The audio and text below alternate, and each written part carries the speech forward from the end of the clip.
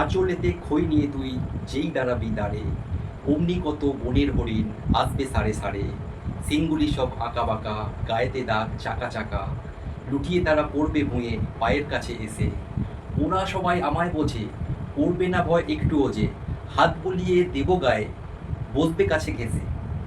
ফলসা বনে গাছে গাছে ফল ধরে মেঘ ঘনিয়ে আছে, ওইখানেতে ময়ূর এসে নাচ দেখিয়ে যাবে। শালিকেরা সব মিছি লাগিয়ে দেবে কিচিমিচি, কাঠবেড়ালি ল্যাচটি তুলে হাত থেকে ধান খাবে। হঠাৎ করে ছোট্টবেলার এই সহজ পাঠের কবিতাগুলো কেন বলছি, আপনারা প্রত্যেকেই অবাক হচ্ছেন, তাই না? হ্যাঁ, অবাক হওয়ারই কথা।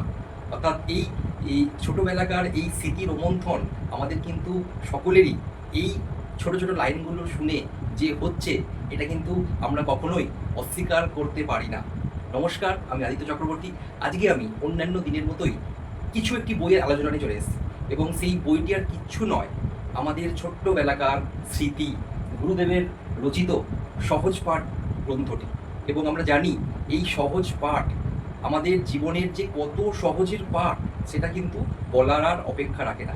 মাতৃস্তন দুগ্ধ যেমন একটি শিশুকে গুরুত্বপূর্ণভাবে বাঁচিয়ে রাখে, তেমনই আমাদের ছোটবেলাকার সেই শিশু পাঠ্য সহজ পাঠ বইটিও কিন্তু আমাদের শিশু মনে একটা গুরুত্বপূর্ণ ভাষার যে সহজ সরলতা, সাবলীলতা, সেটা কিন্তু আমাদের মনে এঁকে দিয়েছিল। এবং আজকের মূল আলোচ্য বিবেচ্য বিষয় হলো গুরুদেবের রচিত অর্থাৎ রবীন্দ্রনাথ ঠাকুরের রচিত সহজ পাঠের প্রথম খণ্ড এবং দ্বিতীয় খণ্ড। কি আপনাদের দেখে মনের মধ্যে আনন্দ হচ্ছে না? মনের মধ্যে একটা পুলক জেগে উঠছে না? মনের মধ্যে একটা তোলপাড় হচ্ছে না এই বইগুলোকে দেখে? ভালো করে দেখুন।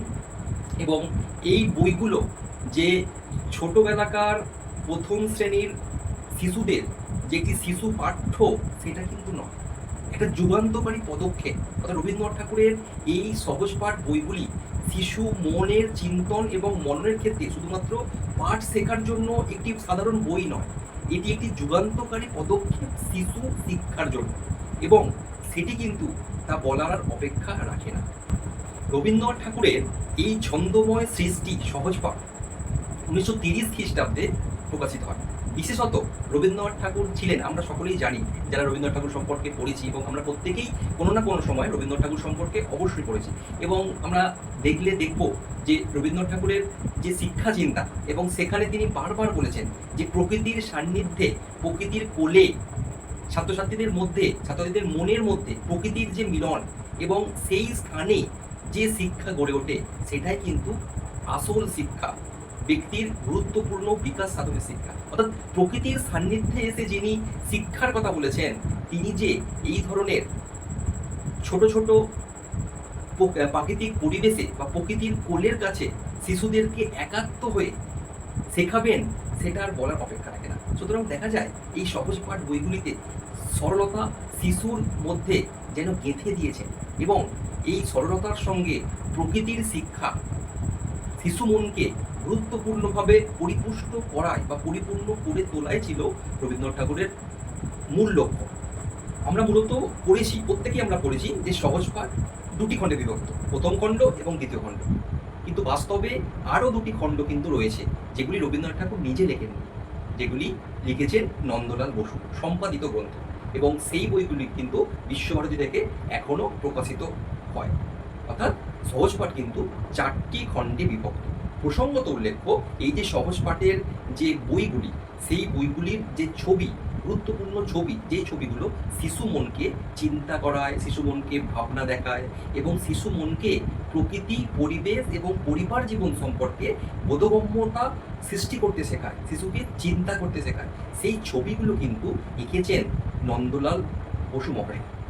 বইগুলির বৈশিষ্ট্য যদি আমরা দেখতে পাবো যে গুরুদেবের লেখা এই সহজ পাঠ বইগুলিতে গুরুদেব স্বয়ং শিশু মনকে বানান এবং উচ্চারণ শেখানোর জন্য একেবারে সহজ সরল সাবলীলভাবে বর্ণমালার ব্যবহার করেছেন, এবং যাতে শিশু মন সহজেই কিন্তু এই বর্ণমালাগুলিকে শিখতে পারে, এবং বর্ণমালাগুলিকে একেবারে সহজ সরল সাবলীলতা সহিত গ্রহণ করতে পারে। ঠিক যেন মাতৃদুগ্ধ যেমন শিশুর উদর পূর্ত করে, পেট ভরায়, তেমনই শিশু মনের যে আকাঙ্ক্ষা, তা যেন গুরুদেবের এই বানান শৈলী এবং সহজ সুরে বাঁধা ছন্দের জাদুকরী সৃষ্টিতে তাদের কল্পনা শক্তি কিন্তু পরিপূর্ণতা লাভ করে।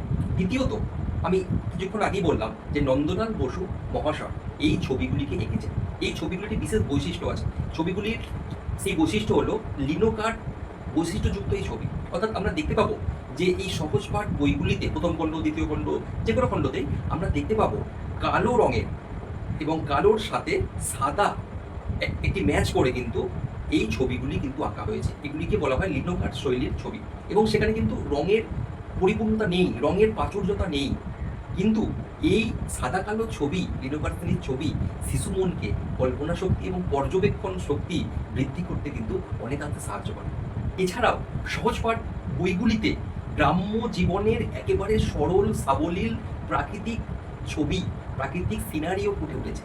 এবং সেক্ষেত্রে আমরা দেখতে পাবো যে কিভাবে শিশু মন সহজ সরল প্রকৃতিক যে পরিবেশকে আপন করে নিতে পারে, গ্রাম্য জীবনকে আপন করে নিতে পারে, সেইগুলো কিন্তু এই বইটাতে গুরুত্বপূর্ণভাবে ফুটে উঠেছে আমাদের সহজপাঠ বইতে। প্রসঙ্গত উল্লেখ্য, রবীন্দ্রনাথ ঠাকুর দীর্ঘদিন শিলাইদহে জমিদারি সামলেছেন এবং পরবর্তীকালে শান্তিনিকেতনে তিনি কিন্তু এসে প্রকৃতির কোলে শিক্ষাদান করার কিন্তু ব্যবস্থা করে গিয়েছেন বা ব্যবস্থা করেছেন এবং সর্বশক্তি দিয়ে কিন্তু প্রাকৃতিক পরিবেশকে শিশু মন, ছাত্রছাত্রীদের মনের মননের পরিবেশের সঙ্গে একাত্ম করে তোলার চেষ্টা করেছেন এবং এটাই কিন্তু ঠাকুরের শিক্ষা চিন্তা। সুতরাং সেদিক থেকে দেখতে গেলে আমরা দেখতে পাবো এই সহজ পাঠ বইগুলিতে কিন্তু তার এই প্রাকৃতিক রহস্যবোধক শিক্ষা চিন্তা সেটা কিন্তু ছত্রে ছত্রে প্রকাশিত হয়েছে, যা শিশু মনকে সহজ সরলভাবে প্রকৃতির কোলে শিক্ষা নেওয়ার এবং প্রকৃতির সাথে একাত্ম হয়ে যাওয়ার, প্রকৃতির সাথে মিশে যাওয়ার শিক্ষা কিন্তু দেয়।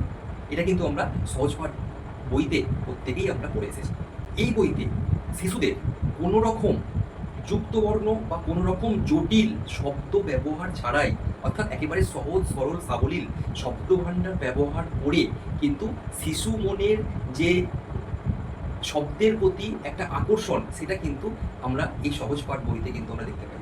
দ্বিতীয়ত, যেটা আমরা গুরুত্বপূর্ণভাবে উপলব্ধি করতে পারি যে এই দুই খণ্ডের বইটিতে, অর্থাৎ প্রথম খণ্ডে স্বরবর্ণ ব্যঞ্জনবর্ণের ব্যবহার এবং দ্বিতীয় খণ্ডে ছোট ছোট যুক্তবর্ণ কীভাবে ব্যবহার করে শিশুরা পড়াশোনা শিখতে পারে, শিশুরা বলতে পারে এবং সর্বোপরি কোনো রকম কঠিন ব্যাকরণ ছাড়াই শিশুরা শব্দ গঠন করতে পারে, সেটা কিন্তু আমরা এই সহজপাঠ বই থেকে দেখতে পাই।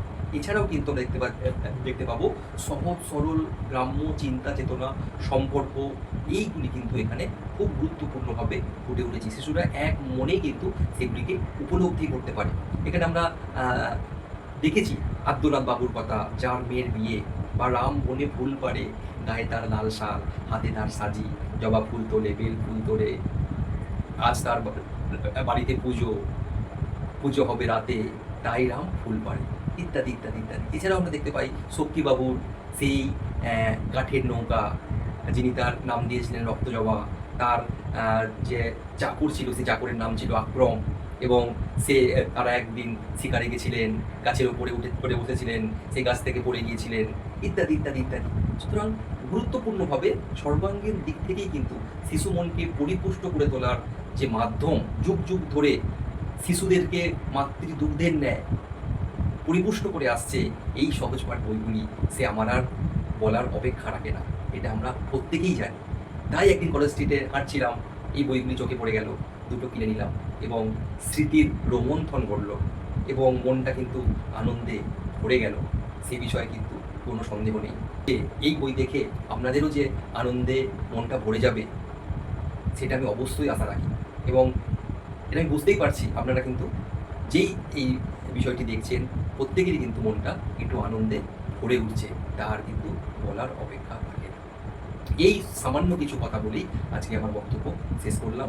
নমস্কার। কিছু ভুল ত্রুটি হলে নিজ গুণে ক্ষমা করে দেবেন।